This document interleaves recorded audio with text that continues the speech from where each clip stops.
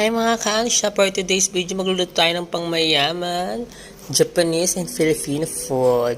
Pinirito ko yung manok, slide, pinabrown ko lang slide siya. Pag naging brown na siya, nilagay ko na yung sibuyas, saka bawang. Tapos ginisa-gisa ko na siya, nilagyan ko yan ng paminta at magic syrup. Siyempre, mawala ang hindi sasarap ang luto natin pag walang magic syrup. After, hinalo-halo ko na siya. Tapos, nilagay ko yung black sauce na pangmayamang black sauce na in-order namin sa Amazon. Ayan. Tapos, nilagyan ko pa pala yan ng itlog.